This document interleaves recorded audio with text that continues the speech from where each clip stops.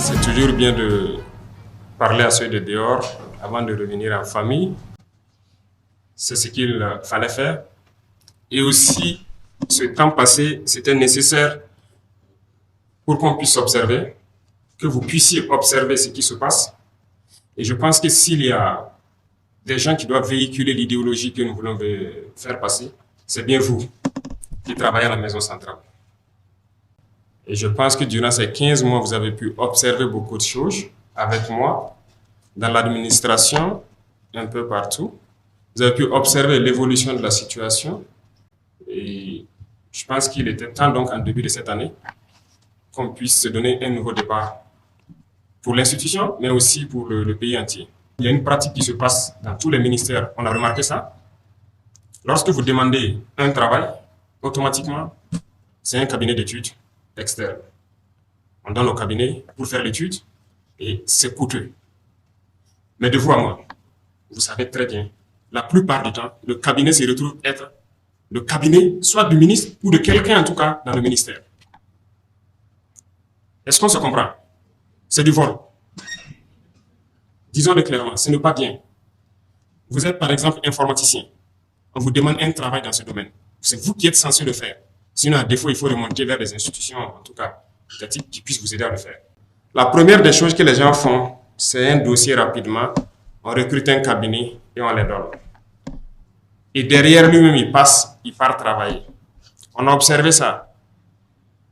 Il fallait donc un long temps d'observation pour comprendre et confirmer les mauvaises habitudes des gens dans l'administration. On veut faire en sorte que certaines institutions telles que l'ANSAL puissent être ces cabinets-là. Là où ils seront limités, ils vont dire qu'ils ne peuvent pas, il faut qu'ils recrutent des experts dans tel domaine. Ils vont recruter et ils vont le faire. Mais la plupart des travaux qu'on essaie d'effectuer dans la plupart des ministères, il y a de la ressource à l'académie pour le faire. Donc, ça sera opérationnel cette année et très vite pour qu'on arrive à économiser un peu. On n'est pas contre, il y a beaucoup le privé est très développé. Donc, les cabinets privés peuvent servir aussi à faire des études pour beaucoup de structures privées.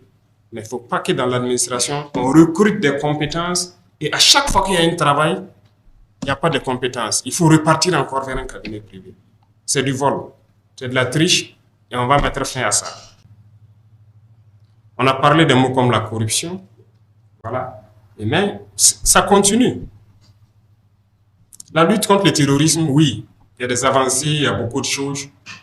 Mais il faut que nous-mêmes reconnaissions qu'il y a un volet sur lequel il n'y a pas eu une lutte acharnée. C'est la corruption, c'est la lenteur administrative, en tout cas l'administration en général. Ce volet, il faut reconnaître que ça n'a pas marché. Mais pourquoi ça n'a pas marché? C'est parce qu'on s'était donné un temps pour sensibiliser, pour parler aux gens, pour que les gens comprennent. Tant dans l'armée que dans le civil, que les gens comprennent où est-ce qu'on part, pourquoi il faut cesser telle habitude.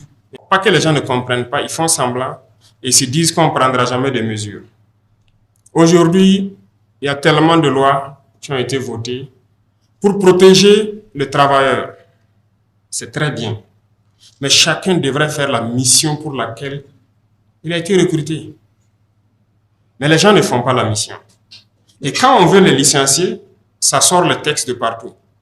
Écoutez, vous ne pouvez pas prendre les textes des autres, venir appliquer ici. Eux, ils vivent en 2023. Je vous le dis, nous, on vit dans les années 1800 toujours. C'est la réalité. On ne peut pas aller à la même vitesse. Il ne faut pas mélanger les choses. Voilà, pendant que des gens ont des salaires de 3 millions, de combien de millions dans ce pays, voilà, il y en a qui n'arrivent même pas à se payer un repas. Vous trouvez ça normal? Ah non. Ah non. Moi, je suis opposé à ça. Il faut qu'on change les choses. Soit on change, ou bien, écoutez, on reste esclave à jamais. On est là pour changer les choses. On a pris le temps d'observer, de sensibiliser, de parler. Comme beaucoup de gens ne comprennent pas, en fin d'année, donc, j'ai annoncé que ça sera ferme. La machine contre la lutte contre la corruption va démarrer. Eh bien, ça démarre. Le conseil de discipline et autres C'était mort. On a adopté des textes pour que les gens puissent sanctionner ceux-là qui ne veulent pas travailler. Mais rien, personne ne veut sanctionner. Tout le monde est assis, bon, il est dans sa direction, les gens foutent la merde, ils ne veulent pas faire ce qu'il doit faire. Ah, si moi je le sanctionne, on peut le licencier, ça sera de ma faute. Écoutez, il y a ce genre d'émotion-là, ça ne doit plus exister. Nous sommes un pays en guerre et on doit bien gérer les ressources. Et quand on dit gérer les ressources, ce n'est pas les ressources financières seulement, les ressources humaines aussi. Je suis secrétaire à la direction des infrastructures et de l'équipement, à la présidence du FASO. J'apprécie vraiment la rencontre parce qu'il a parlé sans langue de bois. Et j'ai vraiment aimé sa manière de parler. Et tout ce qu'il a dit, c'est vraiment ce que nous vivons actuellement. Et moi, je pense vraiment que la lutte pour les démunis, c'est vraiment très important.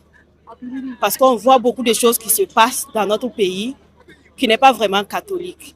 Et je soutiens vraiment le combat de son Excellence, Monsieur le Président du FASO. Je suis chauffeur conducteur au parc auto présidentiel.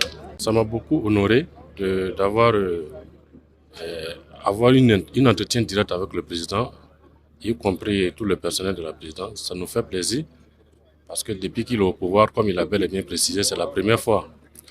Voilà, donc il a eu à écouter les différentes doléances, les différentes préoccupations. Et on espère que ça va changer.